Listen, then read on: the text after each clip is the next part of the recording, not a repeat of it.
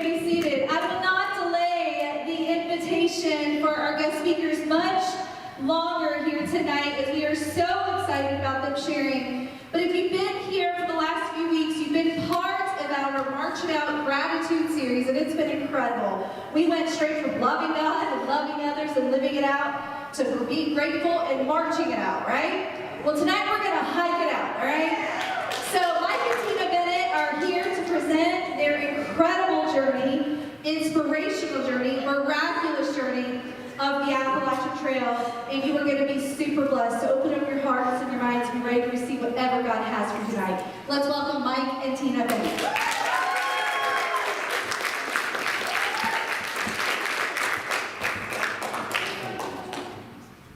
Sometimes you just have to drop your load at the foot of the cross. Yeah, that's right. That's right. You all knew we were speaking tonight, and yet you showed up anyway.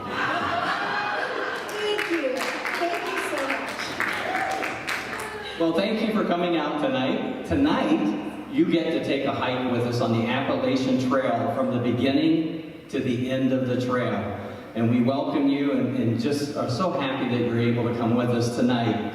What's important is that as we hike the trail with you, you will discover the following things on our second slide, which says why we hiked, our journey, how God spoke to us, and what we learned. And don't forget, water's important, so along the way, don't forget to drink while we're hiking on the Appalachian Trail. So I'd like to tell you a little bit about the Appalachian Trail in case you don't know or haven't really been exposed to it. The Appalachian Trail runs through 14 states in the eastern U.S. In 2015, it was 2,189.2 miles. It is actually the longest continuous footpath in the world. Now,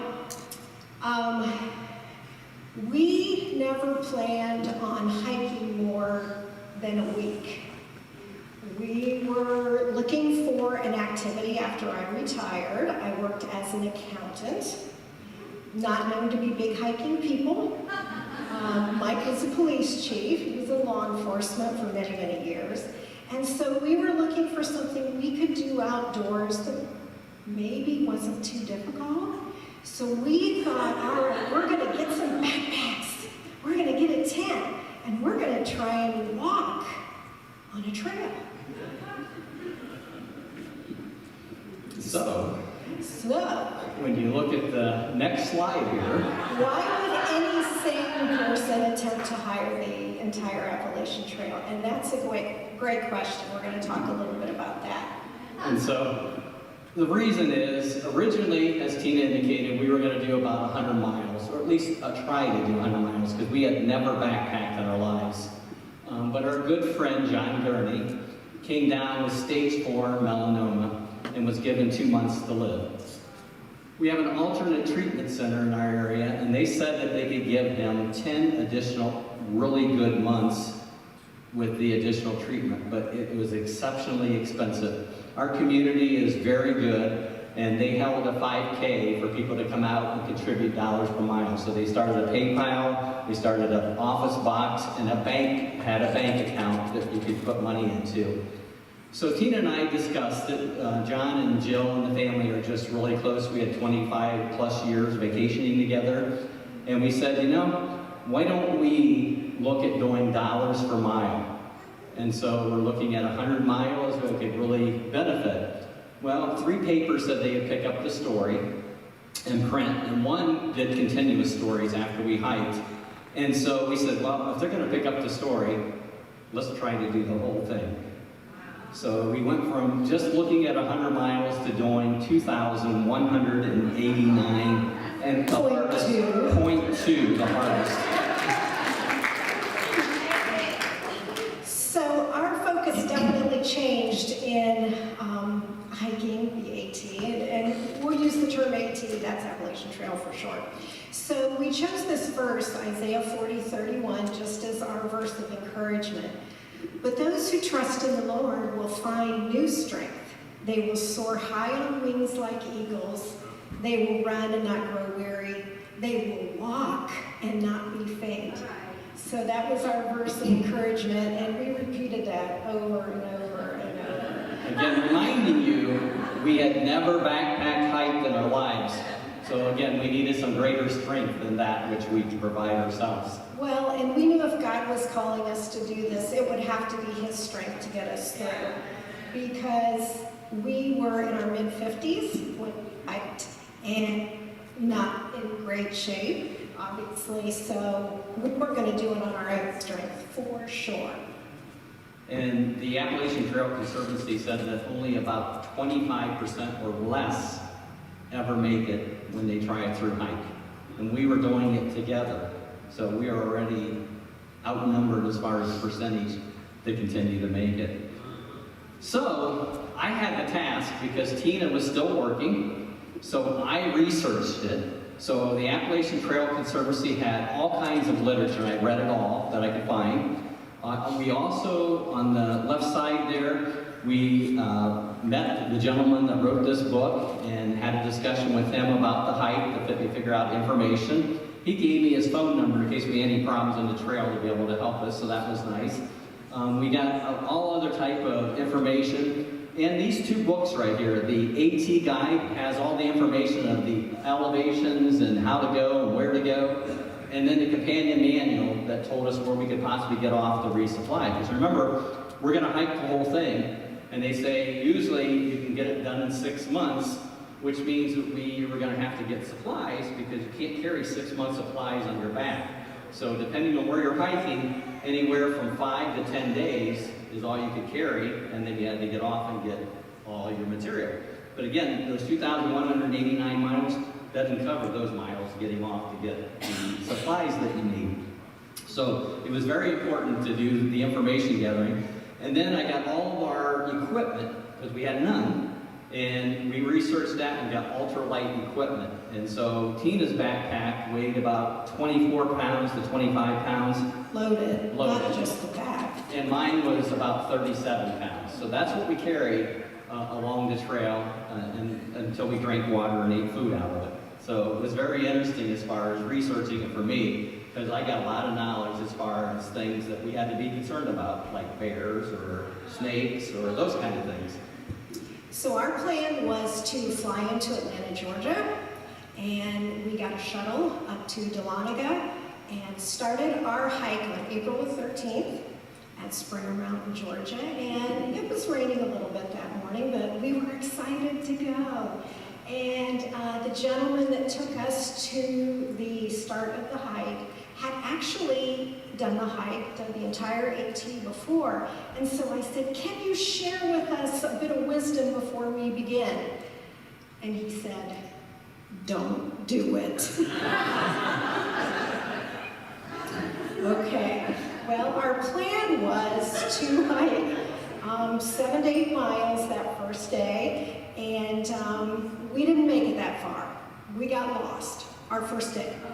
We got lost. We took a left on what we thought was the Appalachian Trail and stepped over all of these sticks that were in a big X on the ground. A clue. It was a clue. And we didn't realize until we had hiked about a half an hour and the trail just ended in a swamp that we were no longer on the AT. Turned around and came back. We did not get as far as we thought we were going to get that day. But we were novices. We were still excited, and we learned the importance of praying every morning before we took off. It seemed to go better when we did that. So we hiked all the way into Georgia. We're about 29 miles in, and we come to a shelter that is one of the oldest shelters. And the shelter is called Blood Mountain, and it's the shelter at the top of Blood Mountain. A real interesting story. On the way up, when we're way far away from everything, we hear the old rugged cross on chimes out of nowhere going up. And it's like there's nothing anywhere there. So it was really interesting. So we get up to the top up here, and you can see that Tina took a picture of me standing by the door. So we had a good lunch up there. And again, remember, it rained 7 days, so we're pretty wet still. And we're at the top, and we got some water. We drink a lot of water, because you really need water. That's why I tell you, make sure you take your drinks while we're going on the trail. We get to the top there.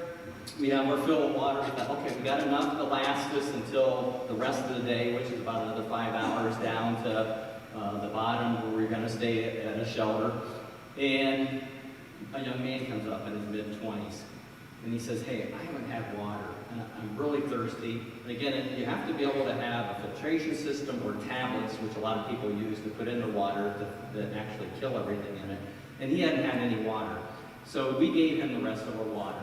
Now, again, like I said earlier, we had drank, and so we felt like we could make it to the next place where we could get water, so we gave him our water. And we started hiking on down, and he passed us, because remember, we were old hiking, so he ended up getting by us, and so we didn't know we'd ever see him again. And so we actually were hiking down kind of a really tough area off of Blood Mountain a little bit. And at that point in time, we get down to our next location. So we got down to the shelter, which is a place called Neal's Gap. And the interesting thing about this is the only place on the Appalachian Trail where the trail actually goes through a building. And you can see there's an opening up there. The trail actually goes through there. But this place is also significant because it's about 3 to 4 days in from the start. And a lot of hikers, by the time they get to this place, they're done. They're quitting. And up in the trees, hikers will throw their boots up and leave their boots up in the trees because they decided this is not for them. But when we were also there, Mike again met the young man that he'd given the water to. And so we come down, and this young man is talking to a group of people. And he's saying about these great people that gave him water. And he's saying at the same breath that he doesn't like police officers, and he's an atheist. So I take him off. I said, hey, I just want to make sure you understand that we're Christians and that I'm a police officer. And by this time, other people were coming around, and he said to the fact that why wasn't there anybody like you in my area? So he gave us the opportunity, because we gave him water that meant nothing to us to a degree, because we had filled already, that he was willing to listen to what we had to say. And not only him, a very staunch atheist came over to listen to see what was being said. So again, it's important to make sure that you're helping others. And again, God taught us that lesson right away. Yeah, you never know.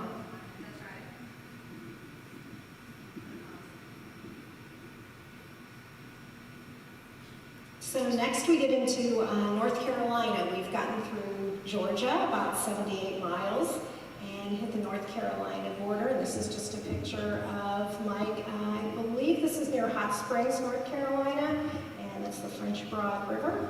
Yes, and it's about, like she said, 78 miles down the way. Hot Springs was really a nice place to just kind of regroup and get some of our rest and relaxation, because it had been tough. It was about 240 miles from the time that we met the atheist, and I'm walking down into the city there, the village of Hot Springs, and he's talking to a gentleman, and he says, right here he comes. And so here he's still talking about the water, 240 miles longer. So again, what can make an impression on somebody is the first thing is that you have to be willing to serve. So there are some luxurious accommodations out on the Appalachian Trail. This is an example of the shelter where hikers can sleep. So it's three-sided, it does have a roof on it, but it is open. And it is open to animals. It is open to mice. Particularly, Mike's going to show you here in a minute a picture of our tent where we stay, but I have a shelter story. One night we were in Tennessee, and it was raining so hard we could not even put our tent up. I mean, it was just impossible. So there was a shelter nearby, and we decided we were going to hike to that shelter and went in, and it was full because all the hikers were in there trying to get out of the elements. But we did have a place to sleep on the floor. So we're sleeping on the floor of the shelter. About 4:30 a.m., there's a mouse in my hair. Got caught in her hair. And I mean, they're just running all around. And so of course, it wakes you up. And I said to him, I think I need to go out and use the bathroom. Now, the bathroom is behind a tree. Okay, I need to go out and use the bathroom when it's dark. And he's like, just don't go so far. Okay, he wasn't even willing to go right. Just don't go far. Okay, thank you, honey. She was safe. In the next slide here, you'll see that we lived in this for 6 months. And we only stayed in the shelter 2 or 3, maybe 4 times without our tent because we did not want to have more mice in Tina's hair. So you can see right here for 6 months, you can see Tina, and incidentally, you can call us by our trail names if you like. Tina's trail name is Toad. And you can ask her later how she got that. And my trail name was Chief because that's what a lot of people were calling me at the time. And so Toad is in there eating right now. And so you can see that the great location to be able to eat her food was right there most nights. This tent did zip up all the way to keep out the mice. All right. On the Appalachian Trail, there are approximately 150,000 elevation changes. So you are never going a flat trail. People always ask, is it like a bike trail? No, it isn't. So up and down all the time, round mountains. Even a compass doesn't help because even when you're hiking north, you may be hiking south some of the time. This is an example of the type of terrain we hiked through quite often. You really had to watch where you were walking because it wasn't always just dirt. And so water. How do you get water? You can't carry 150,000 gallons on your back. So we have a platypus filter that you can see that I'm using right there.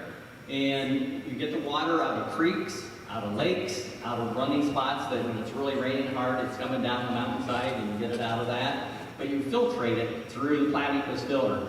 I was a little concerned about that from what I read. So we also got what's called a steri pen. It's an ultraviolet light. And then I would stir it because it would kill 99% of the bacteria with the steri. So everything that I did it twice to make sure that we were kept safe for water because you have to get your water off of the trail. And again, if it's hot, there's no water. So you carry a lot of water when you find it. So it's important to make sure that you see here's a creek, and we got water out of creeks like that everywhere we went when we could. Bless you.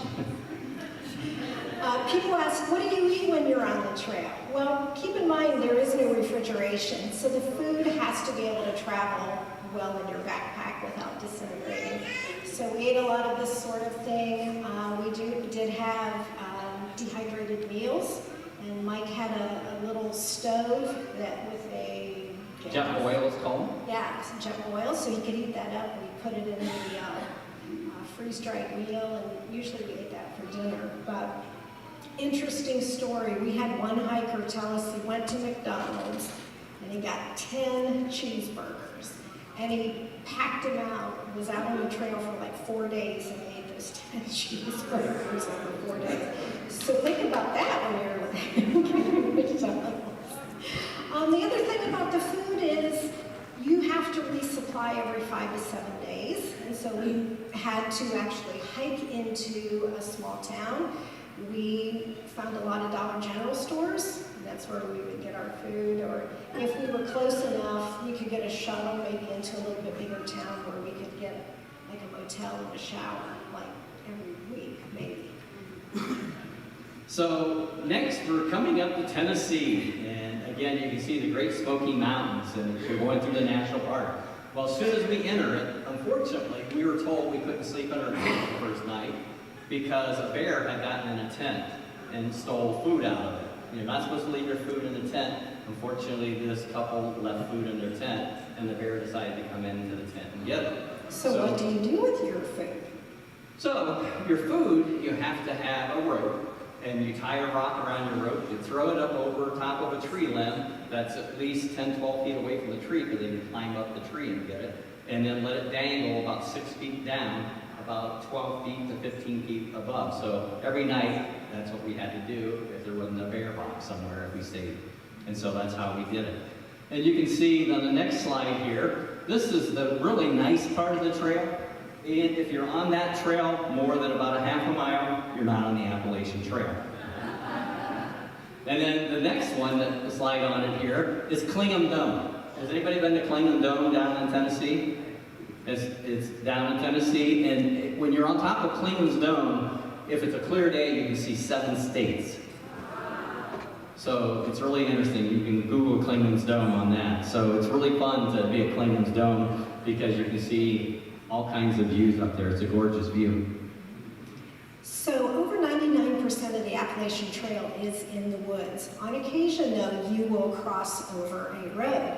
And I took a picture of this sign because it tells you what direction you're going. And we had an interesting encounter one morning. We were already out walking, and there was a hiker who was still in his hammock, and he yelled out and he said, "Hey, what direction are you hiking?" And we said, "Northbound." And he said, "The reason I'm asking is because yesterday I hiked 14 miles in the wrong direction before I realized it." And he had to hike 14 back. So as I said, compasses do not always give you the right direction, but these signs are very helpful. So there's a real life lesson there because we need to stay on the right path. Or you might find you've gone 14 miles in the wrong direction. We had a lot of beauty on the trail. These are the wild rhododendrons, and I've never seen anything like this before, so there was beauty to be thankful for as well. Yeah, the next slide, you'll see right here that we're going in from Tennessee into the Virginia state line. So we've completed 465 miles. Again, people that have never hiked in our lives with backpacking. So now we're entering the great state of Virginia, and there are 552 miles of the trail is in Virginia. And Virginia has any type of terrain you can think of as far as the trail is concerned. And this is a lovely picture of a cow pasture that we had to hike in and through. And so you can see that now we're going into our 5th state. We've done Georgia, we've done North Carolina, Tennessee, 4th state, Virginia now. So we're going to do 552 miles through this now. Now there are some obstacles along the trail. The trail itself runs on both public and private lands. So here we had some trail angels that built like a little ladder that went over top of the fence so we didn't knock the fence down. On our next one, you'll see markers. How do you follow the Appalachian Trail? Everybody asks. Well, you can see on the first one here where it says 500 miles, there's a blaze. And it's a 2x6-inch blaze that's painted on trees, on rocks, when they're able to. If we're above tree line, what you see is right on the right-hand side here, that's called a rock cairn. It's made out of bigger rocks to smaller, and that's when you get above tree line, that's all you see most times, or painted on rocks, but most of them aren't painted on rocks.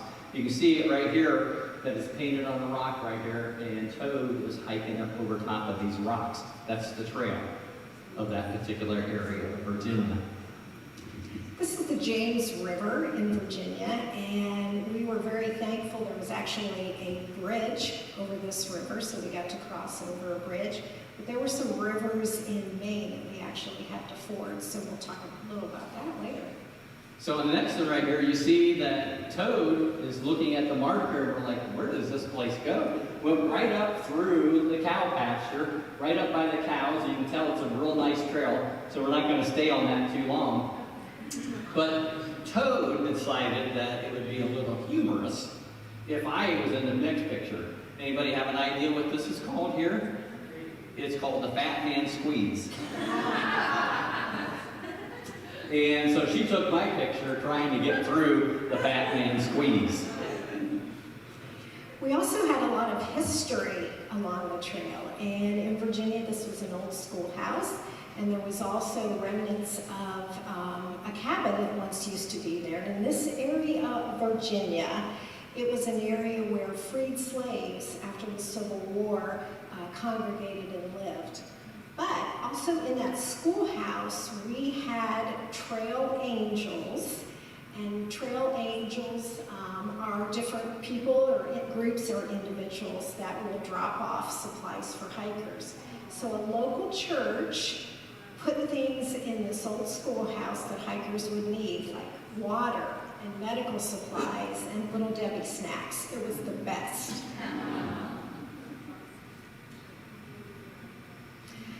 This is an area of Virginia you can maybe see a little bit of the rainbow up there. And this picture was actually taken after 6 really difficult days. We knew we were going to be out for 6 days before we would get to this hostel. And it was a pretty tough part of the trail. And when you're a hiker, clean, dry socks are worth gold. Wait a minute, before we finish this, is there an attorney in the crowd out here? So anyhow, we each had 3 pair of hiking socks. So we knew we were going to be out 6 days. We were going to have to wear a pair of socks for 2 days. First day is not bad. They're clean and dry when you put them on. But when it's raining and you're sweating, the second day's a little bit rough. They're pretty rank when you put your socks on. So we each had 3 pair, day 1 and 2, 1 pair of socks. Well, wait a minute. Did I tell you that I had big blisters on the back of my heels? Day 5, I don't have any more socks. And I'm like, do you have my socks? He looked through his backpack. No, you must have left them where we did laundry last. So I had to wear the same socks for 4 days. And it was so bad when I put them on, I was like, you know. But anyhow, when we got to that hostel, after 6 days of hiking in the rain and started to do our laundry, I had my 2 pair of socks. He had 4 pair. 4 pair of socks. Wouldn't you say it was nice of Toad to put an extra pair of socks in my suitcase? So I'm just going to be real transparent. When you spend 24 hours a day, 7 days a week, over 6 months, with your spouse, it can get a little ouchy at times. And there were times that, you know, we weren't speaking to each other. There were times I'm like, you just go hike up there, I don't want to see your face. And that's just how it is. And we have people ask us all the time, were you still married when you got back from that? That's the number 1 question we've been asked. Yeah. So it's tough, but we had to learn to live together, didn't we, out on the trail? Yes. But along the trail, we met some wonderful people. And a couple weeks ago, you met Emily, which is Walkie-Talkie Nightingale. She flew down from Boston and down here with us and stayed with us for a few days. She's been to our house 3 times. Maestro Thomas, we were invited to his wedding and went to New York for his wedding. There's TMI that was hiking a long area. On the next slide, you'll see that we have Chief Two Feathers, and Gary has been to our house in Florida and Ohio. We've been to his house. Again, so he's a lifelong friend. Pace and Matt, they were from Hawaii. They ended up relocating. They were military Air Force to Virginia. We've been to their house. Again, T-Storm. So you can see that we've met a lot of wonderful people, with several of them still that are friends with us to this day. Couple of places that are really fun. If you're looking for a smaller hike or a shorter hike, down in Virginia by McAfee's Knob, I know Jim and Annette and Patrick were down there hiking a couple of years ago, and it's a nice area. It doesn't take too long to get there, and it's a great photo op. Also, the Shenandoah Mountains, the Shenandoah Valley is a neat place to hike as well. Of course, there's always those things that you don't want to see, the wildlife. And this bear right here, that's Mama Bear. She was on the trail and she wasn't getting off of it because she had 2 cubs that went up the trees every time we come around the corner. She's sitting right on the trail and she wasn't happy with us. And by the 3rd time, she got very unhappy with us. So we decided it might be better just to hike through the weeds around her, which we did. And unfortunately, I got a tick in me, so Tina had to play doctor and pull it out of me. Just to tell you my snake story. We were hiking in Virginia. He was a little bit ahead of me on the trail, and I got to a certain point and I heard the rattlesnake. Heard it before I saw it. And I knew enough just to freeze. And so my eyes started scanning the trail. You know, where is this thing? And I can hear it, I can hear it, I can hear it. And it is 18 inches from my left leg. And it's coiling. And, you know, you just, oh, please, God, just help me. So I just took a very slow step this way, and it didn't move. And I took another slow step this way until I was about 10 feet away, and then I hollered at Mike to come back and that there was a snake. And he ran back, never asked how I was. He said, let me get a picture of it. And it was too big to put on the screen. It was a big snake. But here's just a sample of some of the things that we saw.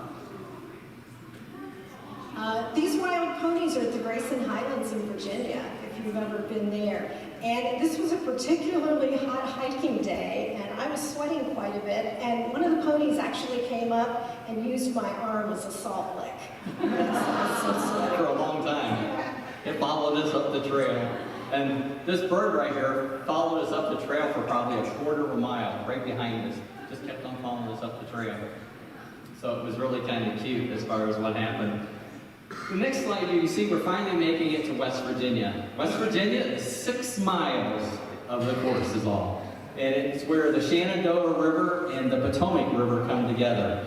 But it is such a beautiful place at Harper's Ferry, and a lot of history, and it's just gorgeous as far as being there. But what's really nifty is that you get to what's called the mental halfway point, which is at the Appalachian Trail Conservancy.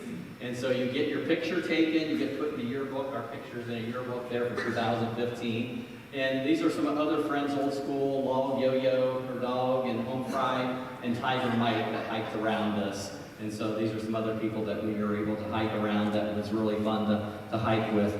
And on this slide, you can see the John Brown, as far as the Civil War. And in the South, there's a lot of Civil War history right on the trail. So it was really interesting as far as being able to see it.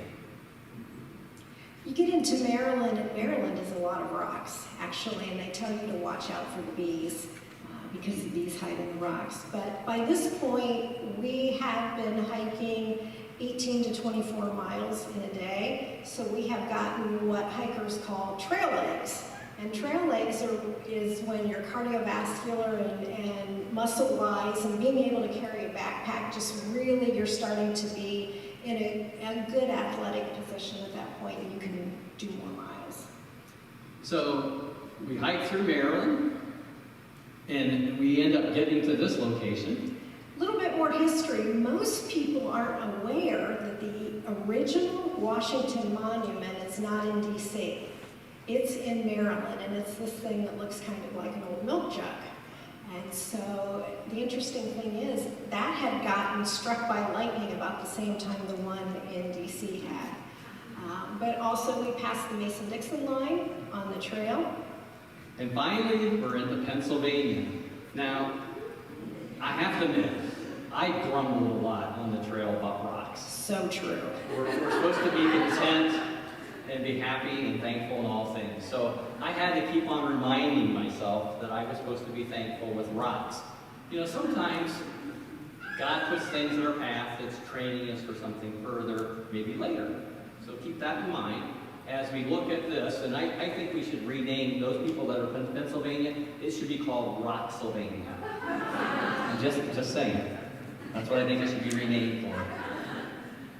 Now we're at the actual halfway point, and we have made it now 1,094.6 miles from Springer. So now we are halfway, and you guys are halfway with us now, and we only have 1,094.6 miles to Katahdin. So that's all we have to do to get there. And 400 more slides for your presentation. All right, in Pine Grove Firs, Pennsylvania, there is an actual AT museum. And one of the placards they have in the museum are the number of people that have hiked at least 2,000 miles on the Appalachian Trail. You can see when the trail was completed in the 1930s, 5 people hiked the full trail. And up into the 2000s, quite a few more. As of 2018, they estimate about 20,000 people have hiked the entire Appalachian Trail within the course of a year.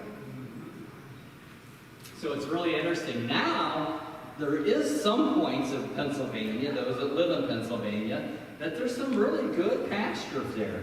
So it's really nice. You can see toad there. But I've got a great story for you. This is going to be our 35th wedding anniversary on the trail. And I decide, based on what we have available at the trail, nothing's too good for toad. Now, we're coming up to Duncannon, which has one of the original Anheuser-Busch, what's called the Doyle Motel. So I call ahead and I get a reservation for the honeymoon suite. So I said, nothing's too good for toad. So on the next slide, you'll see how beautiful the room is.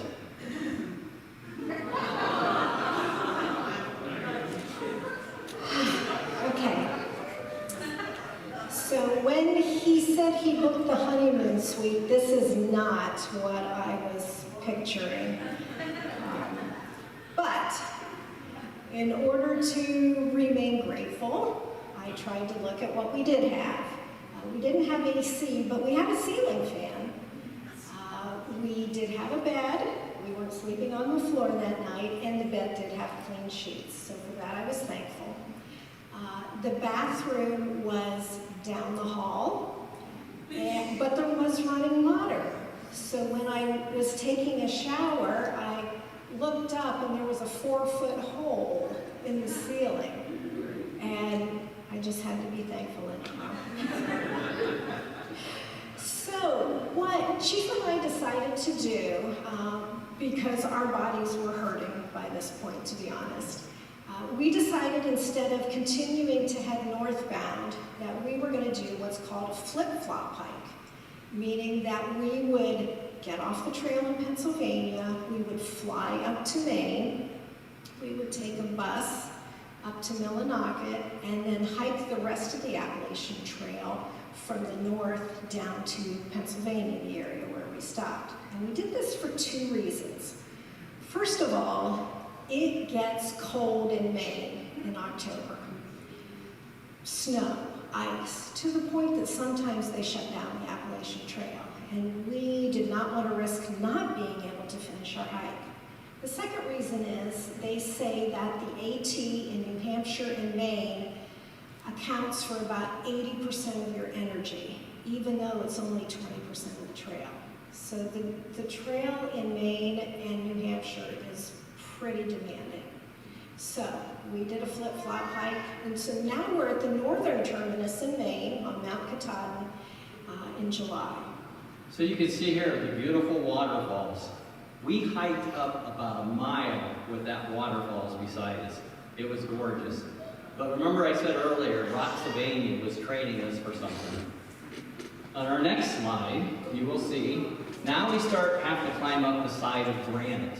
Some of the places, again, there's the places I couldn't take pictures, but they have rebar driven into the side of the mountain, and you have to reach up for the rebar. Toad wasn't tall enough to reach up, so she had to rely on me to push her from rebar to rebar. And so again, remember, it's like pretty far down behind you if you fall. And so, as you can see on the next picture here, we're coming up where you actually literally have to climb up the boulders.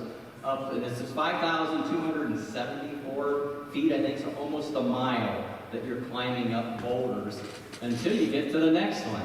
And so when you get up to the final one up here, this is the top. This is where everybody wants their picture when they do a true north, because you're at the top of the mountain. And you can see that Toad is kind of like really holding on tight to that. That's because I was smart and chose the other side. Over here, you don't want to step backwards or you're in trouble. So again, this is the most coveted picture on the Appalachian Trail, so that you can get that picture on that right there with the sun. So it's not bad enough that you have to hike up Mount Katahdin, but you also have to hike down as well. That took another half a day. And then you go into what's considered the 100-mile wilderness. Through this section of Maine, there is nothing. And they caution hikers, make sure you have winter clothes, make sure you take enough food and water, because there is nothing for 100 miles. So we were prepared in doing that. Some sections of Maine, we talked about the rivers before, will have a bridge that trail angels have put so you don't have to ford the rivers. But others you do have to ford, and the water can be chest high. So one thing they caution hikers about is before you ford a river, make sure that you unhook your backpack or take off your backpack. The reason why is if you fall down, if you go under the water, that backpack is heavy enough, you may not be able to get it off, and it can be dangerous for drowning. So our next slide here. Again, rejoice always, pray continually, give thanks in all circumstances, for this is God's will for you in Christ Jesus. 1 Thessalonians 5:16 through 18. Again, this is a very important scripture, and we all need to make sure that we're following it, and especially when we're in the 100-mile wilderness. Unfortunately, we got stuck at the very top of Barren Mountain in the 100-mile wilderness with a very bad storm, electric storm, rainy, and so when we woke up, we had to start hiking down a very steep side of the mountain. As we started down the mountain, unfortunately, I put my stick down, my foot slipped, I put it down, my stake broke off of my finger. I put the other one down, it broke up and it threw me up in the air. So now Toad is behind me and she's watching my feet and my body go down the mountain until I hit. I hit on my neck and on my shoulder. Initially I thought I was paralyzed.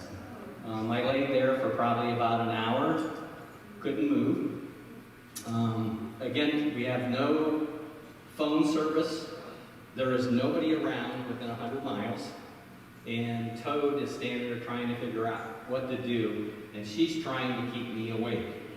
Just trying to keep him from passing out because that's how he looked, and trying to get his backpack off of him. He did have a gash in his head, so I'm trying to deal with that as well. And honestly, I did not know what we were going to do. All you can do is just pray in that situation, just that he would be okay and that we would be able to get some place to get some medical attention. And God did provide. It's amazing how God provides. Again, if you turn to God, which you should always do immediately, as we pray in 100 miles, there happens to be an EMT paramedic that just happens to be hiking the opposite direction that comes and is there.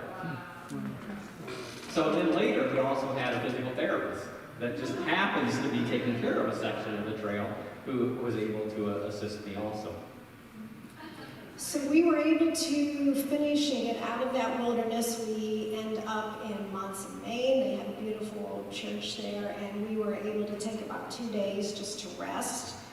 There was a hostel there where we could stay, and we got some ice on him.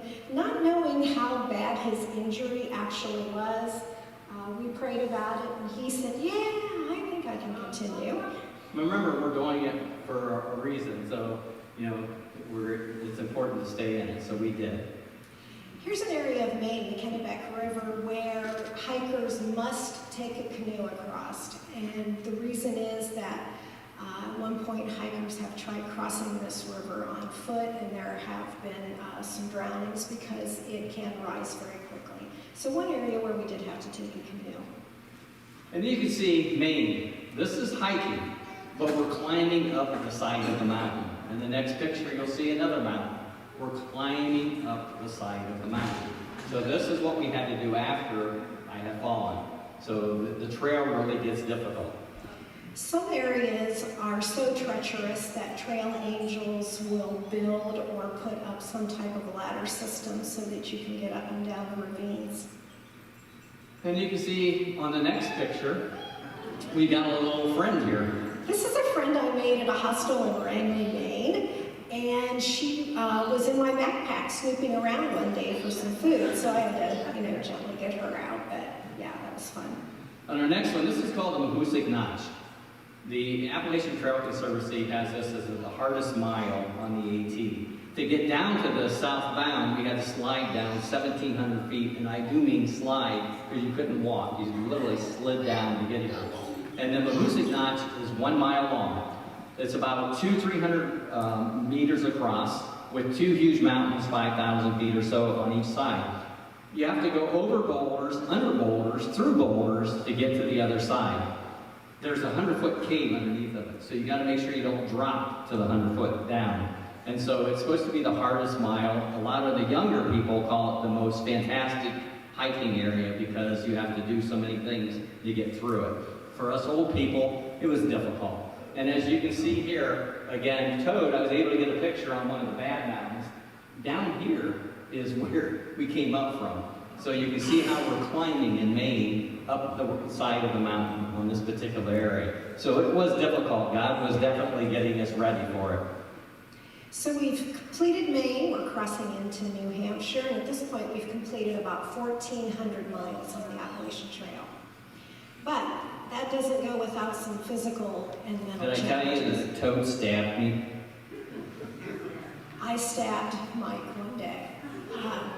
You can see the picture of his hand there, and one teeny little drop of blood. He had to squeeze to get that to come out. So I took a picture. She was cutting cheese and my hand got in the way. Yes, yeah, it was not intentional.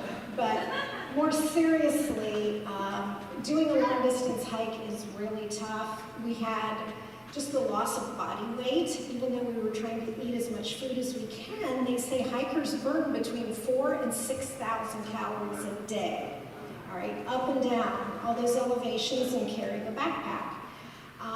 Our feet were a mess, blisters, numb, cuts. Mike had a blister on his back just from the backpack rubbing. He had a shoulder injury. I hit the rocks, you can see my face there where I hit the rocks. Yeah, my knees were starting to give out, and honestly, it was a point I was ready to quit. I was done. And he had told me, whenever you're done, you're done. And I said to him, I'm done. And he's like, well, no, wait, let's think about this. Well, again, to that point, I said, we will definitely stop, but let's go back. Again, we had went over top of the Carters, the Mariahs, and wildcats are called A, B, C, and D, and these things are all 4,000 footers plus, going up and down. And I said that we were at that time, that's Pinkham Notch. I said, let's go back to Gorham, New Hampshire. There was a White House Mountain Hospital, beautiful place. We had a private room. I said, let's stay here a couple days, and if you definitely want to leave, we'll leave. I said, well, we'll get a shuttle and we'll fly out. I said, but let's give it time. So Toad watched the next day, and it said it was going to be clear blue skies for 4 days. And again, the presidential range is something that Toad really did not want to do. It's a very difficult area. And she said, okay, I'm willing to do it since we got 4 clear blue skies. And you can read here, it says stop. The area ahead has the worst weather in America. Many have died there from exposure even in the summer. Turn back now if the weather's bad. White Mountain National Forest. We are there in August, which is one of the hottest times that you're there. Again, Toad and I put our faith in God. And so you can see the next picture. I was glad that Toad was willing to go on. It went from 74 degrees. As you can see, we are here. Pinkham Notch is clear down there. And we had to come up here, and we get here about 15 minutes or so. It changes from clear blue skies to what you see here now. And it got down to 28 wind chill. So we had to literally go downside and put our tent and rocks for the night to be able to withstand. And did I mention the wind was 60 to 80 miles an hour? So it was really horrendous. So again, I really give it to Toad because this is the most treacherous area that she was fearful. Don't give it to me. I wasn't liking you very much.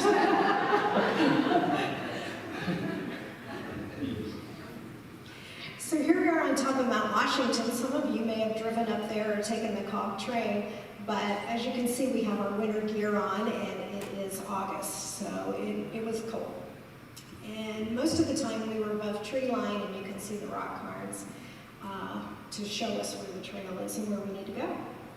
And to explain a little bit further, you can see we're up here. We had to go down there to that road and then go back up there.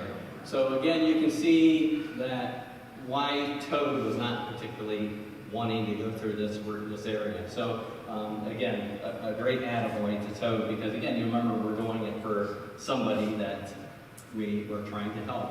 And you can see we finally get on one area of the presidential range that really had a good trail. It didn't last long, but we did have a nice part to be able to rest a little bit along the way. This is Vermont, beautiful state, and you can see the leaves are starting to change colors. So at this point, we have been out on the Appalachian Trail for 3 seasons, spring, summer, and fall. And another picture with the leaves, and they're changing. The funny thing is, I had always wanted to go to New England in the fall to see the leaves. So Mike said he would take me. I just didn't know I'd have to walk to get there. Hey, right guys? Again, real quick on the next couple of slides is the War Memorial. The next one is Shays' Rebellion. Again, a lot of Revolutionary War type stuff along the trail in the New England states. So it was really interesting. It was right on the trail to be able to see different monuments and things. So it was a fun time. Then we get into Connecticut. And the nice part about Connecticut was we also got to see some meadow, which is always nice when there isn't a mountain to climb. It's a little bit more flat and grassy. And then we get to the bridge where we go across the Hudson River. West Point is just down the way this way. We go across, we're able to resupply right close to the bridge there. And then we're starting through New York. At one point on Black Mountain, we are only 34 miles from New York City, and you can look down and be able to look at the skyline. Our day, unfortunately, we had fog, so we didn't have a good view. Again, this is a beautiful area. You can see some more water that we were able to get when we were there. Incidentally, when we were in the north, we ran out of water a lot because it was dry. An example of just a marshy area, sometimes you have to walk through those, and they have boards to walk on, but when those get wet, they are really slippery. So falling was just a part of what happened about every week to us. And this trail right here, there's one point in New York that the railroad goes right across the trail. They decided to actually put a pickup there. So if somebody says, I'm done on the trail and I'm getting off, Emily, who was here with us a couple weeks ago, she had a bear that got into her food. She couldn't hang it tall enough. She had gotten a day behind us. And the bear decided to come looking in her hammock for more food where she was sleeping. And she decided that was it. She got off. Now, she did finish the next year. But this is the railroad where she got on and went into New York City to get a flight out. Now we're into New Jersey, and while we were hiking through New Jersey, Hurricane Joaquin went through New Jersey that year, and Mike ended up with hypothermia just because of the rain and the cold. So we were trying to get to this deli that we heard was going to let hikers come in and spend the night. And we hiked, I think, an extra 8 or 10 miles to get there. And they had a big sign on that says closed due to hurricane. But we looked down, and there was a road, and there was a little tavern down there, and we went, and we asked the owner, can we just come in and get warm? We'll pay for something to eat. And he was so hospitable. He let us come in. He gave us some chili and some coffee, and we were able to warm up and spend some time there. In New Jersey, you can see I've got an orange bandana on my head. That's because it was hunting season while we were there, so just one other thing we had to watch. And the next 2 slides, you can see we're going around the lake here. This is New Jersey again. The next slide, you'll see a boardwalk again that we have to go through. You can see it's not wet, so there's not water around. Usually water's up right by that, so we're having a hard time finding water again still. And then finally, we get to Pennsylvania, or I call Rocksylvania. And this road is where we have to go down to that road to go across to get back into the woods.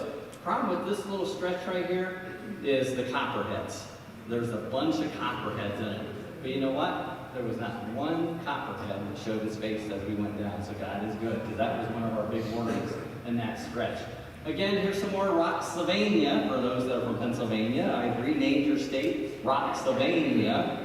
Not to be mean, but it is a lot of rocks on the Appalachian Trail. We did have a nice view, and it took us about 1 week to complete that 100 miles and to get back to where we had gotten off the trail earlier. And we finished up our hike. We just want to praise the Lord for that. That was a God. On October the 11th, so we were just 2 days short of 6 months, and went through 14 states and 2,189 miles. So, what we learned on Again, this is the Katahdin. This is the northern terminus that we went up the side there, and it's a beautiful place. I will tell you that this is the hardest thing that Mike and I have ever done, both physically, mentally, spiritually, and emotionally. And we did not fully appreciate the experience at the time, just because it was so hard. But as we've gone now nearly 8 years, we've had a lot of time to reflect and think about it and just appreciate the solitude of the wilderness, just being able to hear God speak, because we didn't have all of the worldly noise going on. It was just that time there with us and God. And, it truly was a wilderness experience, out there, just as difficult as it was, but it was also a growth opportunity for us. Yeah, we actually became so much closer to God. They say that the higher you get, the clearer view becomes. It also makes it clear as far as that God is alive and well, and you can't see the beauty of what we saw if we had not done what we did. So it's amazing how God takes something that was so difficult, but allows you to have the beauty that you had never seen in your life, and now that we are able to reflect on and to see God's hand. Because when you're in the mountains, and hiking the 2,189 miles, you get to see the hand of God and the beauty that's just everywhere. And if you can't, then you're not alive, because the beauty and to know that God is real and God's there and that God takes care of you. As Tina said, as far as my injury, I didn't realize how bad it was, but my shoulder was ripped off. My entire cuff went off. The doctor said there was a 5% chance that they could put it back on. And God put it back on. The other thing is that, sometimes in the United States especially, we get to a point that we think we deserve things and that we want. God showed us on the trail that all we needed was a tent, and we had water on the trail, we had the food, and so He showed you that you can get by with the things, and then also showed us then in our everyday life just the importance that everybody has access to water, to be able to sleep in a bed, and to be able to take a shower. And there are very few people in the United States that don't have that right, and then to be able to have food. So God provides, and that's something to understand that we were taught on the trail about how good we have it, and how He provides, and what we take for granted. And so we need not to take for granted. And again, along the way that we discovered all the things we talked about that also happened, to where we are rewarded with a blessing of being able to see things when you do something for somebody else. And incidentally, our good friend John Gurney made it 12 months. So this next Bible verse sums up what God has been teaching us over the last 8 years. I've learned to be content, whatever the circumstances. I know what it is to be in need, and I know what it is to have plenty. I've learned the secret of being content in any and every situation, whether well-fed or hungry, whether living in plenty or in want. I can do all this through Him who gives me strength. Philippians 4:11-13. So in the process, we continue to learn about being content in whatever circumstances there are, but we do know that God is all you need and that He is enough. So we want to leave you with a couple of questions, and that is, what are you learning in your wilderness, in your trials, and in your hardships? And how can you march into gratitude when you realize that God is enough? He is all that you need. And last, again, if you don't know God, that today's the day that you can know God. And if you haven't seen God today, then you're not looking. So I encourage everybody for John 3:16, for God so loved the world that he gave his only begotten Son, that whosoever believeth in him shall not perish, but have everlasting life. And that's everybody sitting in here. You just have to accept if you don't know. So with that, we did go over our time by double fold. I apologize to the pastors, and thank you very much for your attention today.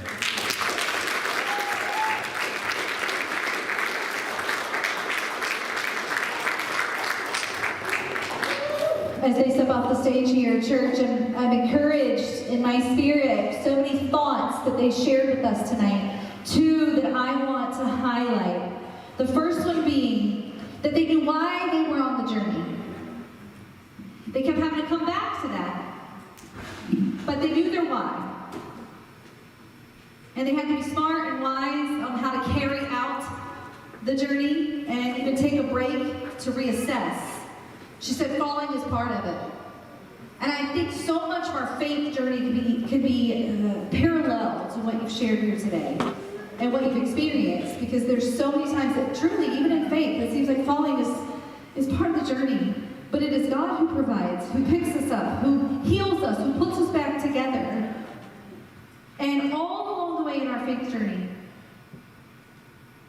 we need to know the why. Because that's what's going to keep us on it.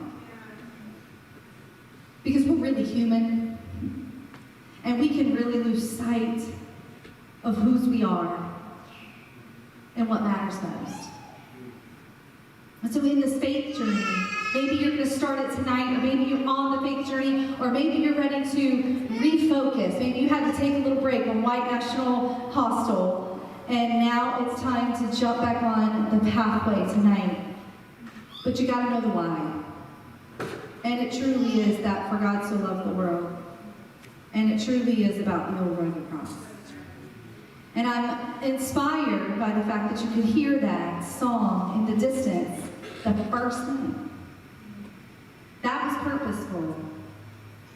And if you know this hymn, sing it with me. On a hill far away stood an old rugged cross, the emblem of suffering and shame. How I love that cross. How I love that old cross, where the tears and rest for a world of lost sinners was saved. So I'll cherish the old rugged cross. So I'll cherish the old rugged cross till my trophies at last I lay down. I will cling to the old rugged cross and exchange it someday for a crown. As always, the Church of God Sarasota, as we move into a time of response, we encourage you to be active in this time, reflecting and responding actively. We prepare candles for you to come and light, and the large candles are representative of Jesus, the light of the world. And as you come and you light a taper candle off the large candle, you can then light a smaller candle, inviting the light of the world into your life, into your situation, into your heart, into the journey. Jesus, help me. Jesus, come here. Or maybe you're praying for someone. Jesus, would you go? Would you be? Would you do for them? As always, this is an altar. This is a space where you and God, just you and God, you come and kneel, and just you and God, no one will bother you. If you would like prayer with the pastor, please ask Eric or my parents here or Laura to come and attend you, or a friend, and they'll pray with you. Otherwise, if you just come kneel, it's just you and God. Spend some time with Him. Or you can fill out that prayer request card near you, the white card, and drop it in the baskets, and also worship with us. as we sing this amazing hymn also, Just As I Am. Because tonight, he is here, and he's accepting you, and he's loving you just as you are. Let's return and worship to him tonight. Let's sing.